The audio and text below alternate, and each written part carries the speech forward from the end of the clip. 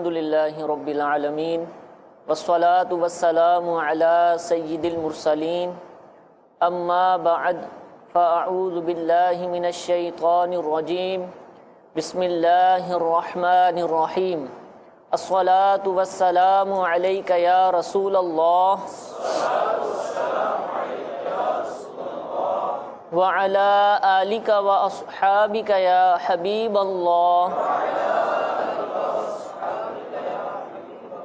الصلاة والسلام عليك يا نبي الله وعلى آلك وأصحابك يا نور الله۔ میٹھے اور پیارے اسلامی بھائیوں، مدنی چینل کے سلسلے فیضان علم کے ساتھ ایک مرتبہ پھر حاضر ہیں۔ الحمدللہ عز و جل ہمارا یہ سلسلہ بالخصوص جامعات المدینہ کے جو طلباء کرام ہیں ان کے لیے پیش کیا جاتا ہے۔ الحمدللہ ہر پیر کو یہ سلسلہ صبح 10:10 پر مدنی چینل کی زینت بنتا ہے۔ الحمدللہ آج کا جو سلسلہ یہ خصوصی طور پر دعوت اسلامی کے تحت چلنے والے جامعات المدینہ میں دورہ حدیث کے جو طلباء ہیں ان طلباء کے اندر آج کا یہ سلسلہ کیا جا رہا ہے۔ انشاءاللہ عز و جل طلباء ہی کی جانب سے پوچھے جانے والے سوالات کو اس سلسلے کا حصہ بنایا جائے گا۔ درود پاک کی فضیلت سنیے۔ نبی کریم صلی اللہ تعالی علیہ وآلہ وسلم نے ارشاد فرمایا، جو کوئی شخص مجھ پر ایک مرتبہ درود شریف پڑھتا ہے تو اللہ تعالیٰ عز و جل اس کے لیے ایک قیرات اجر لکھ دیتا ہے، اور ایک قیرات احد پہاڑ جتنا ہے۔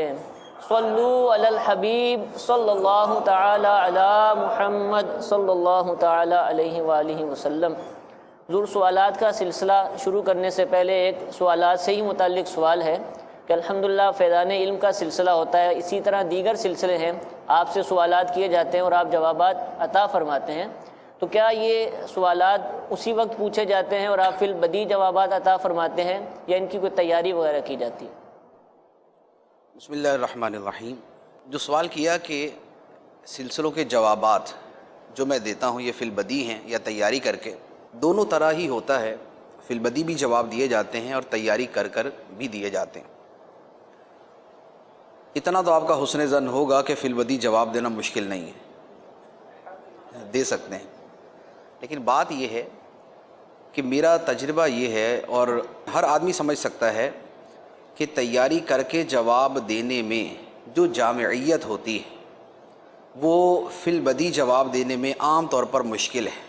بعض اوقات اس کے الٹ بھی ہو جاتا ہے، بعض اوقات ایسا بھی ہوتا ہے کہ آپ فی البدیہہ جواب دینے جاتے ہیں تو پھر تسلسل سے جو ہے آپ بولتے جاتے ہیں، آپ کے ذہن میں باتیں آتی جاتی ہیں اور آپ جواب دیتے جاتے ہیں۔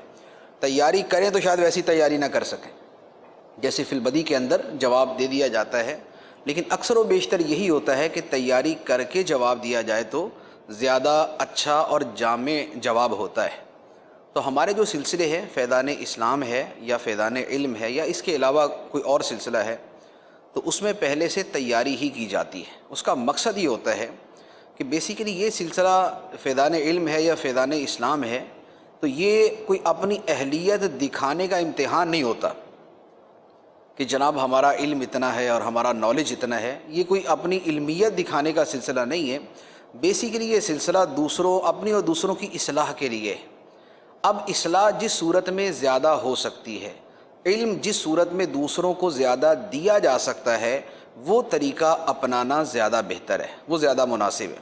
لہذا اسی لیے سوالات پہلے سے جمع ہوتے ہیں، تیار ہوتے ہیں، درمیان میں بھی کوئی ضمنی طور پہ سوال پوچھ لیا جاتا ہے یا کالز وغیرہ جو دوسرے سلسلوں میں آتی ہیں اس کا جواب تو پھر فی البدیہہ دیا جاتا ہے، لیکن اکثر و بیشتر سوالات وہ پہلے سے سوال بھی تیار کیا جاتا ہے اور اس کا جواب بھی اچھی طرح غور کر کے تیار کیا جاتا ہے تاکہ جو بات امت کو دینی ہے وہ جتنی زیادہ مؤثر انداز میں پہنچائی جا سکے اتنی مؤثر انداز میں پہنچائی جائے۔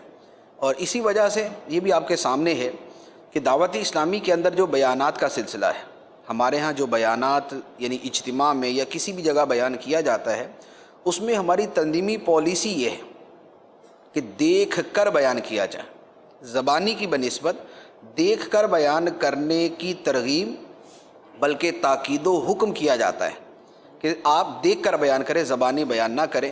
اور اس کا مقصد بھی یہی ہوتا ہے کیونکہ جب آدمی زبانی بیان کرتا ہے تو پھر وہ ہر بات اس کو یاد رہے ایسا ہوتا نہیں، اور ضمن کے اندر جو باتیں آتی ہیں پھر موضوع کوئی ہوتا ہے اور آدمی نکل جاتا ہے کسی اور طرف۔ دیکھ کر بیان کرے تو پتہ ہوتا ہے کہ سٹیپ بائی سٹیپ آدمی نے یہ بیان کرنا ہے۔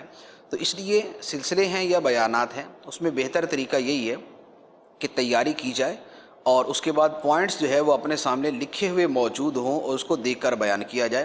یہ کوئی کثر شان نہیں ہوتا کہ تیاری کر کے جوابات دیے جاتے ہیں یا دیکھ کر بیان کیا جاتا ہے، یہ کوئی کثر شان نہیں۔ دنیا بھر کے اندر رائج بھی ہے، اور بالفرض دنیا بھر میں رائج نہ بھی ہو تب بھی جو شریعت کی احتیاطیں ہیں اور جو دینی اعتبار سے احتیاط ہونی چاہیے، اس کا تقاضا یہ ہے کہ تیاری پہلے کریں اور تیاری کر کے جواب دیں۔ لہذا فی البدیہہ سے موسٹلی جو ہے میں بھی اجتناب کرتا ہوں، اور ہونا بھی یہی چاہیے کہ یہ جو ہے نا کہ سلونی عما شئتم، یہ والا ذہن نہیں ہونا چاہیے۔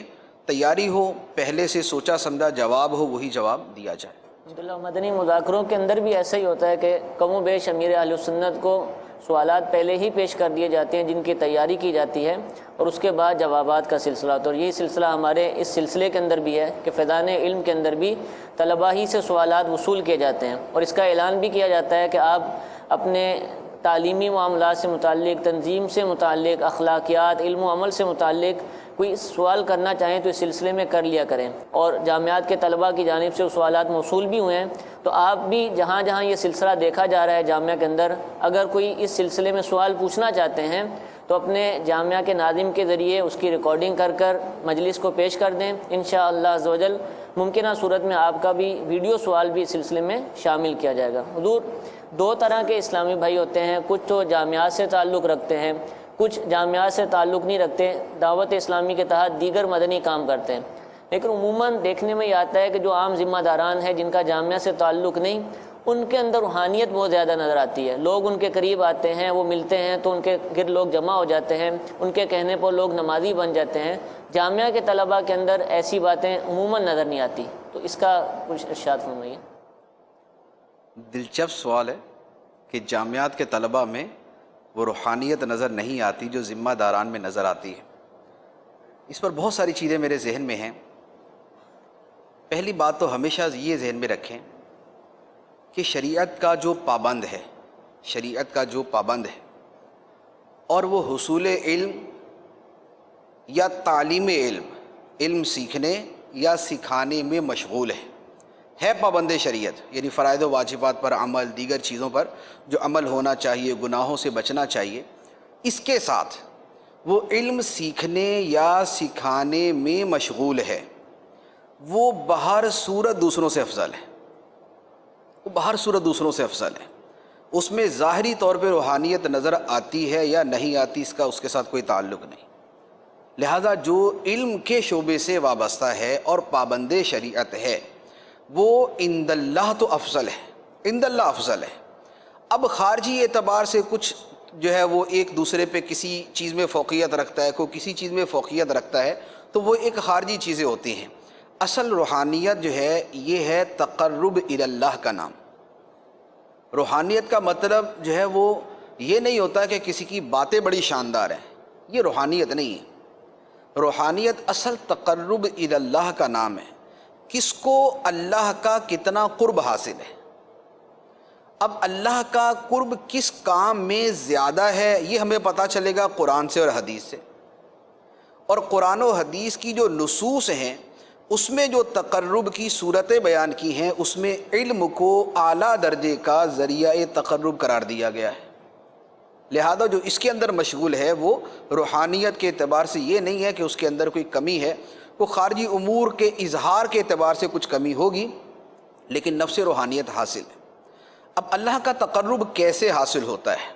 اب قطع نظر اس کے کہ ہم کسی سے تقابل کریں، یوں تقابل کرنا بھی نہیں چاہیے کہ فلاں میں روحانیت زیادہ نظر آتی ہے اور ان کے اندر کم نظر آتی ہے، یہ تقابل کرنا بھی نہیں چاہیے۔ اس لیے میں اسے قطع نظر طلباء اور روحانیت کے اعتبار سے کلام کروں، طلباء اور روحانیت۔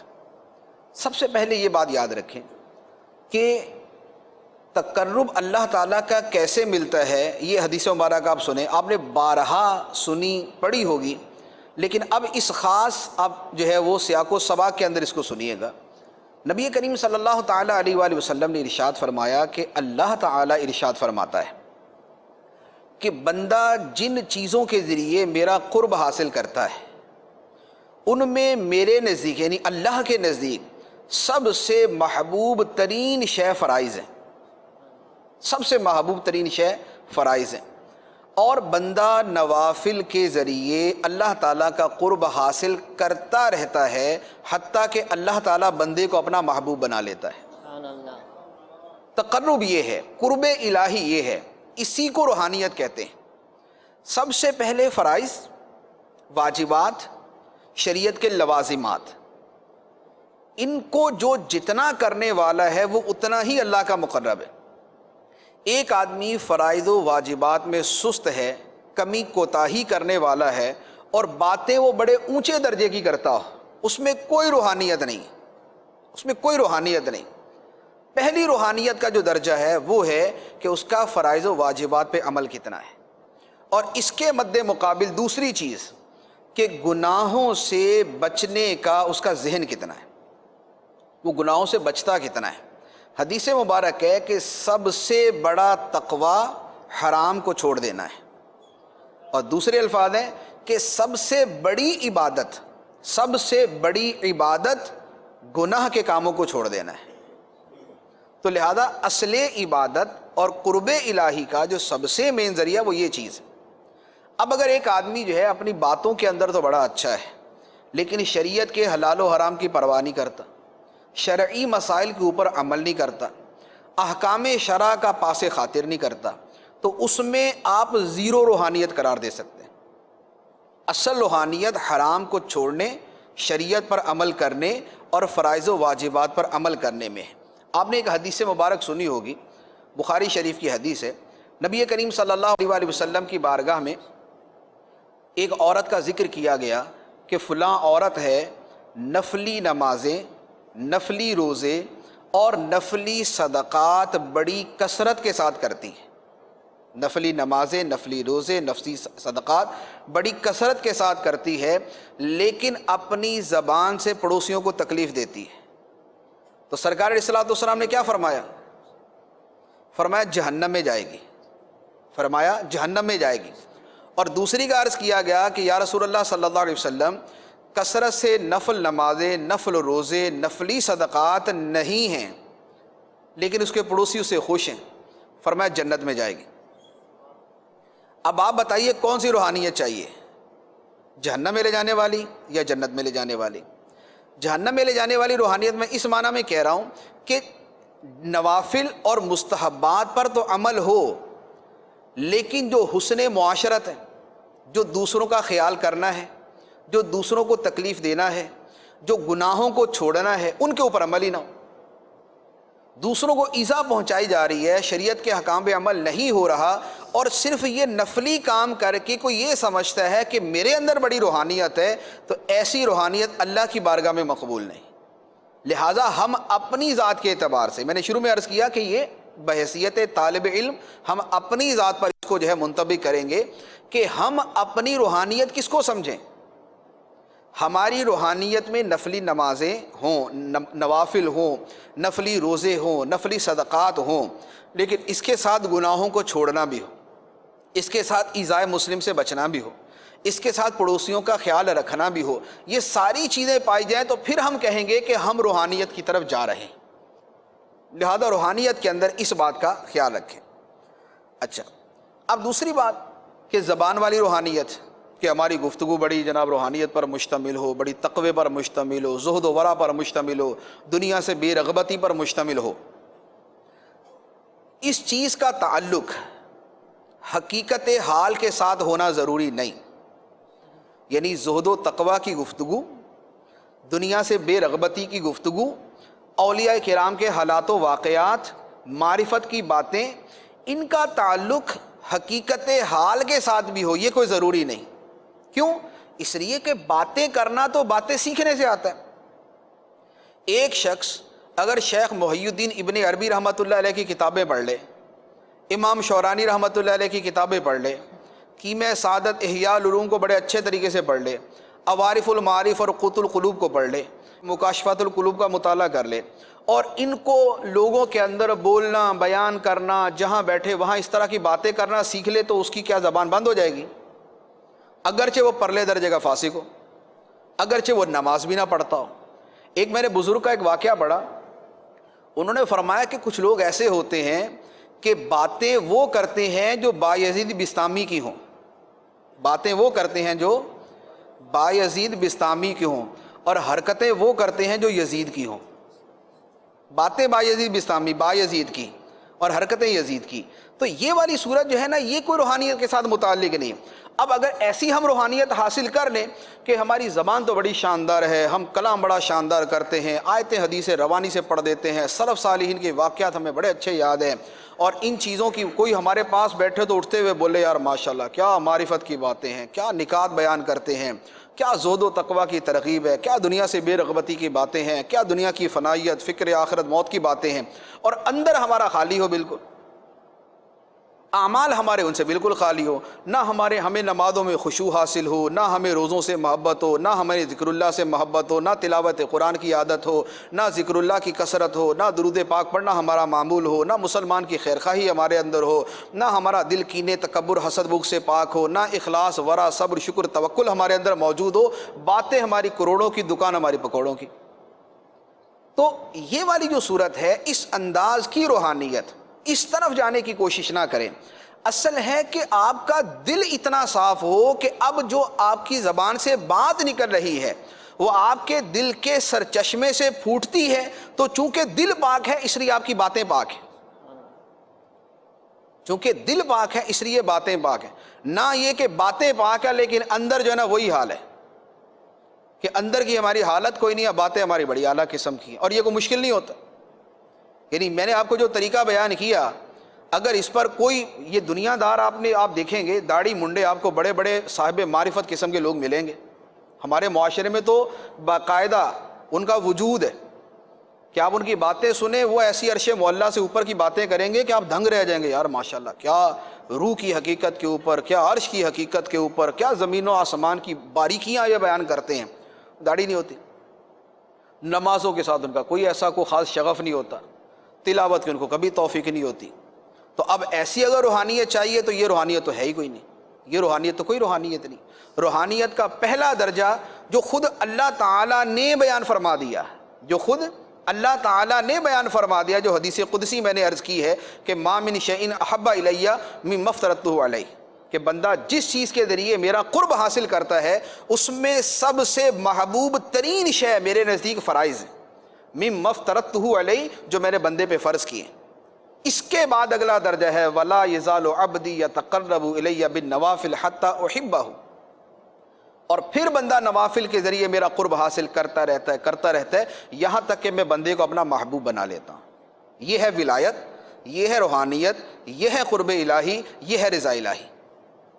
تو لہٰذا ہم تقابل کریں یا اس سے ہٹ کر بات کریں، ہم اس چیز کو نہ دیکھیں کہ فلاں کی گفتگو ایسی ہے میری تو ویسی نہیں ہے۔ ہماری بھی گفتگو اچھی ہو یہ اچھی بات ہے، لیکن گفتگو پہ روحانیت موقوف ہو ایسی کوئی بات نہیں ہے، ورنہ پھر میں آپ کو یقیناً میں آپ کو کہہ سکتا ہوں کہ میں آپ کو ابھی معرفت کی وہ باتیں بتا سکتا ہوں کہ آپ دنگ رہ جائیں، لیکن میں جانتا ہوں میں کیا ہوں۔ تو معرفت کی باتیں کر لینا یا یہ صوفیہ کرام کے احوال و واقعات سنا دینا یہ کوئی اتنی بڑی چیز نہیں ہے۔ ہاں دل صاف ہے، عمل اچھا ہے، پھر اس کے ساتھ یہ چیزیں پھر تو کیا ہی بات ہے۔ عمل ہے، روحانیت واقعی ہے، دل صاف ہے، پھر وہ روحانیت کی باتیں کرتے ہیں تو پھر تو کیا ہی بات ہے۔ لیکن اگر عمل خراب ہے، شریعت پہ عمل نہیں ہے، مسائل شرع کی پرواہ نہیں ہے، حلال و حرام کی تمیز نہیں ہے، دین پر عمل کرنے کا جذبہ نہیں ہے، اور پھر صرف باتیں ہی باتیں ہیں، تو وہ باتیں ہی باتیں ہیں، پھر اس کی اللہ کی بارگاہ کے اندر کوئی حیثیت اور کوئی حقیقت نہیں۔ تو لہذا روحانیت زبان والی ہرگز حاصل نہیں کرنی، دل والی روحانیت حاصل کرنی۔ وہ جو حدیث میں آئے گا نا کہ الا ان فی الجسد مضغۃ اذا صلحت صلح الجسد کلہ واذا فسدت فسد الجسد کلہ الا وہی القلب، کہ بدن کے اندر ایک ٹکڑا ایسا ہے، ایک لوتھڑا ایسا ہے، وہ سدھر جائے تو سارا بدن سدھر جاتا ہے، اور وہ بگڑ جائے تو سارا بدن بگڑ جاتا ہے۔ سن لو وہ دل ہے۔ دل پہلے صاف ہو، پھر اس کے ساتھ آپ زبان کو صاف کریں، نہ یہ کہ دل کی پرواہ ہی نہ کریں اور زبان سے جو ہے وہ روحانیت روحانیت روحانیت کی باتیں کرتے رہے، ایسا کوئی فائدہ نہیں۔ اس طرح تو آپ کو ہر تیسرے چوتھے آستانے کے اوپر مل جائیں گے، باتیں ایسی ایسی کریں گے کہ جناب آدمی ایسا ایمان افروز باتیں سن کے اٹھتا ہے، وہ سننے والے کا تو ایمان تازہ ہو جاتا ہے، بولنے والے کا ایمان ویسے کا ویسا ہی ہوتا ہے، اس کا ایمان گدلا ہے، سننے والے کا تازہ ہو گیا۔ تو ایسی روحانیت کی طرف جو ہے وہ ہرگز ہرگز نہ جایا جائے۔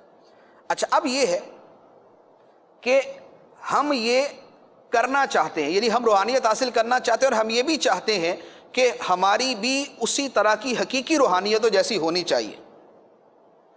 تو اس کے لیے یہ ہے کہ اتباع شریعت اور اتباع سنت کا حقیقی جذبہ یہ دل کے اندر پیدا ہو جائے، یعنی ہمارے ذہن میں یہ تصور بیٹھا ہوا ہو کہ اس معاملے میں شریعت کا حکم کیا ہے اور نبی پاک صلی اللہ علیہ وآلہ وسلم کی سنت کیا ہے۔ شریعت کا حکم کیا، نبی کریم علیہ الصلوۃ والسلام کی سنت کیا ہے، ہم نے اسی پہ چلنا ہے، ہم نے اسی پہ عمل کرنا ہے۔ اب جب آپ یہ تصور لے کے چلیں گے، پھر آپ کی گفتگو میں جب ہوگا نا کہ حکم شریعت کیا ہے، غیبت منع ہے، چغلی منع ہے، جھوٹ منع ہے، وعدہ خلافی منع ہے، بہتان ترازی منع ہے، دوسرے کو تکلیف دینا منع ہے، جب ہم حکم شریعت پر عمل اور اتباع سنت، جب ان دو چیزوں کو ساتھ لے کے چلیں گے تو پھر حقیقی روحانیت ہمارے اندر پیدا ہوگی، پھر حقیقی روحانیت پیدا ہوگی، اور پھر روحانیت کا جو اصل پورا تصور ہے پھر وہ ہمیں پتہ چلے گا۔ ہم روحانیت نہ باتوں کو سمجھیں اور نہ صرف دل کی باتوں کو سمجھیں، یعنی نماز نہیں پڑھنی دل صاف ہے، ایک وہ بھی روحانیت ہے نا کہ نماز نہیں پڑھنی دل صاف ہے، تو یہ تو دل ناپاک ہے، یہ پاک نہیں ہے۔ تو روحانیت وہ کہ زندگی کے ہر کام میں شریعت اور سنت یہ دونوں ہمارے چیزیں ہمارے سامنے ہوں۔ اب اس کے بعد اگر یہ کرنا چاہیں کہ یار دوسروں کی ترغیب کی نیت سے، دوسروں کی ترغیب کی نیت سے آپ ہر جگہ پر کسی سنت پر عمل کریں تو اس کا اظہار کر دیں، یعنی کچھ چیزیں وہ ہے کہ ان کو چھپانا ہی بہتر ہے۔ جیسے مثال کے طور پہ کسی آدمی کی عادت ہے تہجد کی، اب وہ بولے کہ میں دوسروں کی ترغیب کی نیت سے تہجد کا بتاتا ہوں، تو یہ کوئی پیر، کوئی بڑا عالم، کوئی بڑی شخصیت یہ وہ بیان کرے تو ٹھیک ہے، اولا کا طالب علم اور دوسروں کو بول رہا کہ میں ترغیب کی نیت سے بولتا ہوں کہ میں تہجد پڑھتا ہوں، کبھی نہیں چھٹی میری، تو طلبہ جو ہے نا وہ یہ اس طرح کی ترغیب کی نیتوں سے بھی بچیں، کیونکہ وہاں شیطان بہت جلد حملہ کر دیتا ہے۔ تہجد جو ہے نا اس کو تو نہیں، لیکن دوسری بہت ساری سنتیں ہیں کہ اگر آپ بلند آواز سے بلند طریقے سے اس پر اعلانیہ عمل کرنا چاہیں تو کر سکتے ہیں۔ جیسے مثال کے طور پہ ہم کھانا کھانے بیٹھیں تو اب ہم آہستہ آواز میں دعا نہ پڑھیں، بلند آواز سے پڑھ لیں، کھانا کھانے کی بات کی دعا ہے بلند آواز سے پڑھ لیں، اذان ہوتی ہے ہم خاموش ہو جائیں، اذان کا اچھے انداز میں جواب دیں، اذان کا جواب دینے کے بعد جو اس کے بعد کی دعا ہے وہ ہم مانگیں، سواری پر سوار ہوتے ہیں تو اس کی دعا بلند آواز سے پڑھ لیں۔ یہ وہ سنتیں ہیں جو معمول میں بہت سارے لوگوں کے سامنے بھی کی جا سکتی ہیں اور جن میں ترغیب کی نیت کر لینے میں کوئی اتنا بڑا حرج آنے کا اندیشہ نہیں۔ تو اب وہاں پر اچھی نیت کے ساتھ آپ اگر عمل کرنا شروع کر دیں تو بہت اچھی بات ہے، وہ واقعی دوسروں کی ترغیب ہوگی، اور یہ ہمارے دعوت اسلامی کے ماحول کی یعنی ایک قسم کی ریکوائرمنٹ بھی ہے یا اچھی عادت بھی ہے کہ ہمارے ہاں جو ہے وہ دعا پڑھنے والے بلند آواز سے دعا پڑھتے ہیں کہ جس نے نہیں پڑھی ہوتی اس کو بھی یاد آ جاتی ہے، دوسروں کو ترغیب بھی مل جاتی ہے، ایک بڑا خوبصورت ماحول بھی بن جاتا ہے کہ دعا پڑھتے ہیں تو ایک اچھا ماحول بنتا ہے کہ یار ماشاءاللہ یہ مسلمان ہے، یہ سنت کے پابند ہے، یہ متبع سنت مسلمان ہیں کہ جو کھانا کھانے سے پہلے کی دعا یوں پڑھتے ہیں، کھانے کے بعد کی دعا یوں پڑھتے ہیں، جو اذان کی تعظیم کی نیت سے خاموش ہو جاتے ہیں، جو اذان کے بعد دعا مانگتے ہیں کہ نبی پاک صلی اللہ علیہ وآلہ وسلم نے حکم دیا اس کا کہ اذان کے بعد جو ہے وہ دعا مانگو۔ اس طرح کے جو اعمال ہیں وہ آپ بالکل کریں۔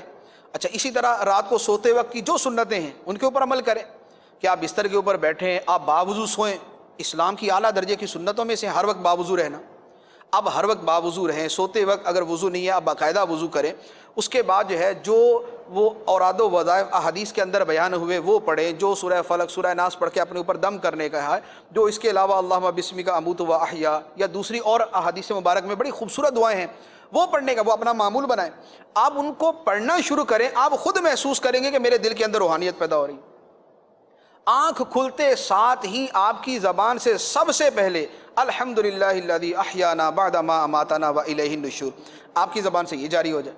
تو یہ چیزیں ہیں جن پر آپ عمل کر سکتے ہیں، جن پر اعلانیہ عمل کر سکتے ہیں۔ اب ہمارا جو مسئلہ ہوتا ہے نا وہ یہ ہوتا ہے کہ ہم اس میں شرماتے ہیں۔ اتباع سنت آپ میں زیادہ ہونی چاہیے، کیوں؟ اس لیے کہ آپ تو خالص علم کے اندر ہیں، آپ تو خالص علم کے اندر ہیں، آپ کا عمل بڑھ کر ہونا چاہیے۔ تو اس انداز کے اندر اگر اپنے آپ کو چلائیں گے تو وہ پھر روحانیت بھی نظر آئے گی اور آپ کی روحانیت کا دوسرے کو فائدہ بھی ہوگا۔ اچھا، پھر اس کے ساتھ ایک اور اہم بات، مین چیز جو ہماری گفتگو ہے، ہماری سب سے بڑا جو ہمارا وہ ہے نا آئی ڈی کارڈ، وہ ہماری زبان ہوتی ہے۔ ہماری شناخت ہماری زبان سے ہوتی ہے۔ ہم نے ادھر کچھ بولا، پتہ چل گیا یار یہ بندہ کیسا ہے، اور یہ کسی کو پہچاننے میں کوئی زیادہ دیر نہیں لگتی، کیوں؟ اس کی گفتگو اصل اس کی حقیقت کی پوری تصویر اس کی منظر کشی کر دیتی۔ اب ہماری گفتگو کیسی ہے؟ اگر گناہ پر مشتمل ہے تو پھر تو روحانیت کو ویسے ہی آپ سائڈ میں کر دیں۔ اسی طرح اگر فضولیات پر مشتمل ہے اور احتیاط نہیں ہے اس کے اندر، جو منہ میں آیا بول دیتے ہیں، اگرچہ اس کی تعویل کر کے بعد میں وہ درست بھی ہو جاتی ہے، لیکن ہم بول دیتے ہیں، اگر ایسی ہے تو پھر بھی وہ یعنی فضولیات اور روحانیات دونوں اکٹھے نہیں ہوتے، یہ دونوں اکٹھے نہیں ہوتے۔ روحانیت وہی ہے کہ جس کے اندر آدمی فضول سے بھی بچتا ہے، گناہ سے بھی بچتا ہے۔ اب اپنی گفتگو کو ہم کیسے درست کریں، اس میں آپ کو ایک اصول عرض کرتا ہوں جو گفتگو میں بھی آپ کو کام آئے گا اور زندگی کے ہر شعبے میں کام آئے گا۔ ہم ہر چیز کو سیکھے بغیر کرنے کی کوشش کرتے ہیں، ہر چیز کو سیکھے بغیر کرنے کی کوشش کرتے ہیں۔ ہم بیان کرنا سیکھتے نہیں ہیں اور کرنا شروع کر دیتے ہیں، ایسا ہی ہوتا ہے۔ بیان کرنا سیکھتے نہیں ہیں اور کرنا شروع کر دیتے کہ کرتے کراتے بیان آ ہی جائے گا۔ یہ طرز عمل جو ہے یہ ناقص ہے، یوں نہیں کہ غلط نہیں میں کہوں گا، لیکن میں یوں کہوں گا کہ ناقص ہے۔ جب آپ نے بیان کرنا ہی ہے تو آپ اچھے سے اچھے انداز میں بیان کرنے کی کوشش کریں تاکہ زیادہ مؤثر ہو۔ اچھا، اسی طرح ہم لکھنا شروع کر دیتے، کتابیں لکھتے ہیں نا، تصنیف کرتے ہیں، ہم تصنیف کرنا شروع کر دیتے ہیں قبل اس کے کہ ہم پہلے زبان سیکھیں، اسلوب سیکھیں، تحریر کا طریقہ سیکھیں، تصنیف کا انداز سیکھیں۔ لکھنا شروع کر دیں گے کوئی بات نہیں، 20-25 کتابوں کے بعد لکھنا آ ہی جائے گا۔ یہ جو طرز عمل ہے کہ ہم سیکھتے نہیں ہیں اور کام شروع کر دیتے ہیں، یہ غلط ہے۔ پہلے سیکھیں پھر وہ کام کریں۔ اب آپ آ جائیں گفتگو کی طرف۔ ہم گفتگو کرنا سیکھیں باقاعدہ، اور سیکھنے کا یہاں یہ مطلب نہیں ہوتا کہ کسی استاد صاحب کے پاس جانا، استاد صاحب باتیں کرنا سکھا دیں، ایسا نہیں ہوتا۔ یہ سیکھنا بندہ خود اپنے آپ سے بھی سیکھ لیتا ہے، یہ کتابوں سے بھی سیکھ لیتا ہے۔ طریقہ کیا ہوتا ہے؟ آدمی اپنی گفتگو کو لکھتا ہے کہ میری گفتگو میں غلط کیا ہے، درست کیا ہے، اور مزید اس میں درست کیا شامل کیا جا سکتا ہے۔ یہ 3 چیزیں آپ ذہن میں رکھیں۔ میں اگر غور کروں گا یار میری باتوں میں کیا ہوتا ہے، یہ ہوتا ہے، یہ ہوتا ہے، ہاں یار یہ نہیں ہونا چاہیے، ٹھیک ہے نا، میں لکھ لوں گا اب میں نے ان چیزوں سے بچنا ہے، یہ میرے سامنے باقاعدہ لکھا ہوا ہوگا، مجھے ان چیزوں سے بچنا ہے۔ اور میری گفتگو میں یہ خصوصیات ہیں، یہ میں لکھوں گا کہ یار میں یہ بات بڑی اچھی کرتا ہوں، یہ میری اسٹائل بڑا اچھا ہے، یہ میری جو ہے نا وہ میری اردو بڑی اچھی ہے اس حوالے سے، یہ ہے وہ، یہ میں وہ لکھ لوں گا۔ کمی کیا ہے؟ اب میرا یہ تیسرا درجہ ہے، کمی کیا ہے؟ میری گفتگو میں یہ کمی ہے، یہ کمی ہے، یہ کمی ہے، یہ کمی ہے۔ اس کو پورا کرنے کا طریقہ کیا ہے؟ اس کمی کو دور کرنے کا طریقہ کیا ہے؟ دور کرنے کا طریقہ یہ جو دور کرنے کا طریقہ ہے، یعنی یہ چیزیں میری گفتگو میں پیدا ہو جائیں تو میری گفتگو اچھی ہو جائے گی۔ اب اس کے لیے میں کیا کروں؟ پہلا قدم، دوسرا قدم، تیسرا قدم، چوتھا قدم۔ اب میں اس انداز میں چلوں گا۔ اب کیا ہوگا؟ میں 4 مہینے، 5 مہینے، 6 مہینے میں گفتگو سیکھوں گا، لیکن 6 مہینے کے بعد میری گفتگو اچھی ہوگی، مؤثر ہوگی، دین کے مطابق ہوگی، شریعت کے مطابق ہوگی، احتیاطوں پر مشتمل ہوگی، اور وہ اس میں ایک روحانیت نظر آئے گی، اس کے اندر ایک خوبصورتی کی جھلک نظر آئے گی، اس کے اندر جو ہونا چاہیے وہ نظر آئے گا۔ اب کیسے کریں؟ اب میں آپ کو مثال دیتا ہوں۔ مثال کے طور پہ زید نام کا ایک طالب علم ہے، وہ اپنی گفتگو کے اوپر غور کرتا ہے، خامیاں کیا ہیں؟ میری گفتگو میں یہ خامی ہے کہ اس میں یہ فضول کھیلوں کا تذکرہ شامل ہے، ایک۔ نمبر 2، میری گفتگو کے اندر سخت الفاظ کی کثرت ہے، اس کی جگہ نرم الفاظ استعمال ہو سکتے ہیں، یہ دوسری خامی۔ میری گفتگو کے اندر غیبت سے بچنے کا بہت زیادہ رجحان نہیں ہے، غیبت سے بچنے کا اتنا ذہن نہیں ہے، یعنی غیبت ہو جا، برائی بیان کر دیتے پھر بعد میں آتا ہے یار یہ تو غیبت کر دی، یہ ہے میری گفتگو میں۔ تیسری بات، اب آپ یوں کر کے سوچتے جائیں، میرے خیال سب کو یاد ہو رہا ہوگا، سب کو یاد ہو رہا ہوگا نا, لکھ لیا کریں, لکھ کے یاد ہوتا ہے, زبانی یاد نہیں ہوتا. اتنی ساری باتیں میں بعد میں ابھی آپ سے پوچھ لوں نا, ہاں بھی کیا کیا باتیں کی ہیں, تو پھر کوئی علامہ تو دہر ہی بتا سکتا ہے کیا باتیں کی ہیں. لکھنے کی عادت ڈالا کریں. اچھا, چند ایک لکھ رہے ہیں مثال کے طور پہ, چند ایک لکھ رہے ہیں مثال کے طور پہ, اکثریت نہیں لکھ رہے. اچھا, اب یہ ہے خامیوں والی صورت. اچھا, یہ بھی وہ چیز ہے جو میں ابھی آپ کو میں سکھا رہا ہوں کہ ہمیں سیکھنا نہیں آتا, ہم سیکھتے نہیں اور کرنا شروع کر دیتے ہیں. کہاں کی گفتگو, کئی ہر جگہ کی گفتگو شاید لکھنے کی نہیں ہوتی, لیکن شاید یہ لکھنے کی ہے. ہم سنتے ہیں, ہمیں سننے کا طریقہ نہیں آتا, ہمیں کس سلسلے کے اندر, کس پروگرام میں, کس بیان کے اندر کیا کرنا چاہیے, ہمیں وہ طریقہ نہیں آتا. تو یہ تھوڑا سا اس طریقے پر فوکس کریں. میں تو عرض کروں گا کہ آپ چپل بھی پہنتے تو اس کا بھی طریقہ سیکھیں, اس کے بھی سنت آداب ہیں یا نہیں, ٹھیک ہے نا. چپل کہاں اتارنی ہے اس کا بھی کوئی طریقہ ہے یا نہیں. آپ وہاں اتار دے جہاں ہر آنے جانے والے کو ٹھوکر لگے, تو وہی خلاف تہذیب ہوگا, خلاف شرع ہوگا. تو چپل اتارنے کا بھی طریقہ سیکھیں, سیکھنے کا ذہن بنائیں کہ آپ نے ہر چیز کو سیکھ کر کرنا ہے اور اچھے انداز میں سیکھ کے کرنا ہے. تو اب یہ جو میں عرض کر رہا تھا گفتگو کے اعتبار سے کہ ہم اپنی گفتگو کو اچھا کرنا چاہتے ہیں, اسے ایک آئیڈیل اور شریعت کے مطابق گفتگو کرنا چاہتے ہیں. تو اب میں نے خامیوں کی آپ کو لسٹ کچھ عرض کی ہے. یہ وہ خامیاں ہیں جو عام طور پہ ہوتی ہیں, لیکن ہر بندے کی کچھ جدا گانا خاص خامیاں بھی ہو سکتی ہیں. طنز کرنا, مزاح کرنا, استہزاء, مزاح کرنا تو خامی نہیں ہے لیکن استہزاء کرنا, یا جو ہے دوسرے کو اپنے جملوں سے تکلیف پہنچانا, ہر آدمی کی اپنی اپنی خامیاں ہو سکتی. یہ ہے خامیاں. خوبیاں کیا ہیں؟ خوبیاں جو ہے وہ آدمی ہر کوئی اپنی گن سکتا ہے کہ میری گفتگو جو ہے وہ بالکل ہی جو ہے نا وہ بہت ہی زیادہ کوئی جاہلانہ بھی نہیں ہوتی, کوئی ڈھنگ کی گفتگو میں کرتا ہوں. مجھے ہر بندے سے ڈیل کرنا آتا ہے, کس سے کس انداز میں بات کرنی ہے مجھے وہ آتا ہے, بڑے سے کیسے بات کرنی ہے, چھوٹے سے کیسے بات کرنی ہے یہ مجھے آتا ہے, کہاں مختصر گفتگو کرنی ہے, کہاں طویل گفتگو کرنی ہے, اس کا مجھے پتہ ہے. یہ گفتگو کی خوبیاں ہیں, اور یہ میں نے خوبیوں میں ڈال دیا, ورنہ یہ پہلی کیٹیگری کے اندر ہی آتا ہے کہ کہاں چھوٹی گفتگو کرنی ہے اور کہاں بڑی گفتگو کرنی ہے. تو یہ خوبیاں آپ نے شمار کر لی. اب میرے کلام کے اندر کیا کمی ہے جو دور ہونی چاہیے, اب اس کی آپ اگر لسٹ بنائیں تو آپ جو اچھی گفتگو کرنے والے ہیں, جو اچھی گفتگو کرنے والے آپ سمجھتے ہیں, مثال کے طور پہ آپ سمجھتے ہیں کہ یار فلاں عالم جو ہے یا فلاں شخص جو ہے اس کی گفتگو بڑی خوبصورت ہوتی ہے, آپ اس کے کلام کو صرف اس نظر سے دیکھیں کہ اس کی گفتگو کیوں اچھی ہوتی ہے, اس کی گفتگو کیوں اچھی ہے, اس کی گفتگو میں وہ کیا چیز ہے کہ جو اچھی لگتی ہے, جو دوسرے کو متاثر کرتی ہے, جو دوسرے پہ اثر کرتی ہے, جو سننے والوں کو جو ہے وہ ایک پرکشش لگتی ہے, وہ کیا چیز ہے. جب آپ خود اینالائز کرنا شروع کریں گے آپ کے سامنے خود بخود لسٹ تیار ہو جائے گی. یہ مثال کے طور پر ایک آدمی کی گفتگو آپ کو اس لیے اچھی لگے گی کہ اس آدمی کی گفتگو میں قرآن پاک کی آیات شامل ہوتی. کسی کی گفتگو اس لیے اچھی لگے گی کہ اس کے اندر بڑی خوبصورت حدیثیں موقع مال کی مناسبت سے آتی. کسی کی گفتگو اس لیے اچھی لگے گی کہ اس کے اندر سلف صالحین کے واقعات کا بیان ہوتا ہے. کسی کی گفتگو اس لیے اچھی لگے گی کہ اس کی گفتگو فکر آخرت پر مشتمل ہوتی ہے. کسی کی گفتگو اللہ تعالیٰ کی محبت پر زیادہ مشتمل ہوتی ہے. کسی کی گفتگو اعلیٰ حضرت غوث پاک محدث اعظم اولیاء کرام کے تذکرے پر زیادہ مشتمل ہوتی. کسی کی گفتگو جو ہے وہ سرکار علیہ الصلوۃ والسلام کے فضائل, عظمت اور محبت پر مشتمل ہوتی. یہ آپ خود آپ چیزیں آپ سمجھ لیں گے کہ یار اس میں یہ خوبی ہے. جیسے میں ایک عالم دین سے ملا, بہت عرصہ پہلے کی بات ہے, 2002 کی شاید بات ہوگی. میں اتنا متاثر ہوا ان کی گفتگو سے, اتنی خوبصورت گفتگو تھی ان کی. کیوں؟ 1 گھنٹہ تقریباً ان سے ملاقات ہوئی اور ان کی پوری گفتگو اعلیٰ حضرت رضی اللہ تعالیٰ عنہ, محدث اعظم رحمۃ اللہ علیہ اور اعلیٰ حضرت کے اشعار پر مشتمل تھی. وہ یعنی جو بھی بات کریں نا وہ اعلیٰ حضرت کے واقعات بیان کر دیں, وہ محدث اعظم کے واقعات بیان کر دیں, یا وہ کسی اور ولی کا ذکر لے آئیں, اشعار بڑے خوبصورت لے کے آئیں. ان سے 1 گھنٹے کی گفتگو کے بعد جب اٹھے نا تو ایک دل کے اندر بڑا سکون اور قرار تھا, بڑا ایمان افروز ایمانی ایک کیفیت تھی کہ یار ماشاءاللہ کتنی پیاری گفتگو.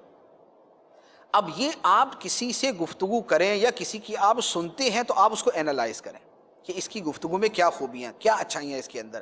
اب آپ ان کو اپنے پاس علیحدہ لکھ لیں. اب آپ کے پاس 3 چیزیں آ گئیں, خامیاں ہیں, اپنی خوبیاں ہیں, اور دوسرے کی خوبیاں ہیں جو آپ کی کمیاں ہیں جن کو آپ نے دور کرنا ہے. اب ان کو آپ نے کیسے ختم کرنا ہے، خامیوں کو کیسے ختم کرنا ہے اور کمیاں کیسے دور کرنی ہیں۔ اب اپنے حوالے سے غور کریں، آپ کی گفتگو میں قرآن کی آیت تب تک نہیں آ سکتی جب تک آپ قرآن پڑھیں گے نہیں۔ قرآن پڑھنے کا ذوق ہے، قرآن سے رغبت ہے، تو آپ کی گفتگو میں قرآن آ جائے گا۔ سلف صالحین کے واقعات پڑھیں گے، سنیں گے، تو آپ کی گفتگو میں وہ آ جائیں گے۔ آپ محبت الہی اور اس طرح کی چیزیں پڑھیں گے، سنیں گے، تو آپ کی گفتگو میں وہ چیزیں شامل ہو جائیں گی۔ آپ اپنی گفتگو کو فضولیات سے بچانے کی کوشش کریں گے، تو آپ کی گفتگو کے اندر وہ چیزیں شامل ہو جائیں گی۔ تو یوں اپنی گفتگو کو اچھا کریں۔ اب اس کے بعد آپ دیکھیں کہ 6 مہینے بعد اگر آپ کی گفتگو ایسی ہے جیسا میں نے نقشہ کھینچا ہے کہ آپ گفتگو کرتے ہیں تو آپ کی بات سننے والے کو کوئی قرآن کی آیت بھی سننے کو ملتی ہے، کوئی حدیث بھی ملتی ہے، کوئی اسے تقویٰ کی بات بھی ملتی ہے، کوئی اللہ کی محبت کی بات بھی ملتی ہے، کوئی اسے سلف صالحین کا واقعہ بھی سننے کو ملتا ہے، کوئی اسے معرفت کی بات بھی ملتی ہے، کوئی روحانیت کی بات بھی ملتی ہے، تو اب جو آپ کی گفتگو ہوگی وہ بتائیں وہ آئیڈیل گفتگو بنے گی یا نہیں بنے گی؟ تو آپ اس انداز کے اندر جو ہے، جو روحانیت کی طرف جانا ہے وہ اس انداز کے اندر جائیں، دل سے شروع کریں، زبان تک آئیں، زبان کی حفاظت اور زبان کی جو ہے وہ ان امور کی طرف غور کریں، ان کو سٹیپ بائی سٹیپ ان کو درست کرنے کی کوشش کریں۔ یہ جو اس انداز کے اندر اصلاح ہے، یہ صرف یعنی میں نے تو ایک اپنے انداز میں بیان کر دی، ورنہ ہمیشہ سے اولیاء کرام یہی بیان کرتے آئے۔ اب کیمیا سعادت پڑھیں، احیاء العلوم پڑھیں، اس کے اندر کیا ہے؟ امام غزالی رحمۃ اللہ علیہ نے سٹیپ بائی سٹیپ خامیوں کو بیان کیا ہے کہ ابھی پہلے نمبر پہ جو ہے نا وہ آپ غصے کو دور کریں، پھر حسد کو دور کریں، پھر کینے کو دور کریں، پھر تکبر کو دور کریں، پھر ریاکاری کو دور کریں، یوں کرتے کراتے جو ہے نا وہ ایک ایک چیز کو بیان کیا۔ ایسا کبھی نہیں ہوتا کہ آپ یکدم ایک ہی دن کے اندر ساری خامیاں دور کر کے بیٹھ جائیں، یعنی ہونا تو یہی چاہیے لیکن ایسا ہوتا نہیں۔ اسی لیے پیر جو تربیت کرتے ہیں، جو مرشد تربیت کرتے ہیں، ان کا انداز یہ ہوتا ہے کہ مرید کو ایک ایک چیز، ایک ایک نیک عمل اس کا بڑھاتے جاتے ہیں اور ایک ایک برائی اس کی کم کرواتے جاتے ہیں، اور اس کا نتیجہ یہ نکلتا ہے کہ ایک عرصے کی تربیت کے بعد جو زیر تربیت آدمی ہوتا ہے وہ ایک باعمل اور اچھا نیک پارسا متقی پرہیزگار بن چکا ہوتا ہے۔ آپ اپنی ذات کے اوپر خود اس اصول کو اپلائی کریں، اپنی ذات پہ خود اس اصول کو اپلائی کریں کہ آپ اپنے اندر روحانیت کیسے پیدا کریں۔ اب یہ جتنی چیزیں کرنے کی کہیں ہیں، یہ باتیں تو بڑی اچھی ہیں کہ ہاں بھئی ہماری گفتگو ایسی ہو جائے گی، ہمارا بیان ایسا ہو جائے گا، ہم سے بیٹھنے والے ایسے متاثر ہو جائیں گے، لیکن اب اس کے ساتھ جو اہم ترین چیز ہے وہ اخلاص کو دیکھنے کی بہت زیادہ ضرورت ہے، ورنہ یہ وہی ہے کہ یہ روحانیت اس سخاوت والی روحانیت ہوگی جو اس لیے کی گئی تھی کہ مجھے سخی کہا جائے، یہ روحانیت اس شہادت والی روحانیت ہوگی جو اس لیے حاصل ہوئی تھی کہ مجھے بہادر کہا جائے، اور یہ روحانیت اس علمیت والی روحانیت ہوگی جس پر یہ کہا جائے گا کہ تو نے علم اس لیے سیکھا تاکہ تجھے عالم کہا جائے۔ تو لہذا اخلاص، حسن نیت، یہ سب سے پہلے، اس کے بعد پھر آپ ساری چیزوں کو کرنے کی کوشش کریں تو انشاءاللہ عز و جل پھر ہم ایک مرتبے تک پہنچیں گے، پھر روحانیت جو ہے وہ ہمیں سمجھ آئے گی۔ بقیہ یہ ہے کہ یوں روحانیت اس نیت سے تو حاصل کرنی بھی نہیں چاہیے کہ ہمیں دیکھنے والے یہ ان کو لگے ماشاءاللہ یار صاحب روحانیت آدمی ہے، یعنی یہ تو خود اخلاص کے منافی، یہ تو خود ریاکاری کے اندر آ جاتا ہے۔ یہ ہے کہ یار مجھے اللہ کا قرب حاصل کرنا ہے، روحانیت حاصل کرنے سے مراد مجھے اللہ کا قرب حاصل کرنا ہے، اور اس قرب کو حاصل کرنے کے لیے پھر ہم یہ سارے کام کریں تو انشاءاللہ عز و جل روحانیت حاصل ہو جائے گی۔ ماشاءاللہ بہت ہی پیارے انداز سے تفصیل کے ساتھ روحانیت سے متعلق ارشاد فرمایا۔ اللہ تعالیٰ سے دعا ہے کہ جو کچھ سنا عمل کرنے کی توفیق عطا فرمائے، آمین بجاہ النبی الامین، صلو علی الحبیب صلی اللہ تعالی علی محمد صلی اللہ علیہ وسلم۔ یہی ہے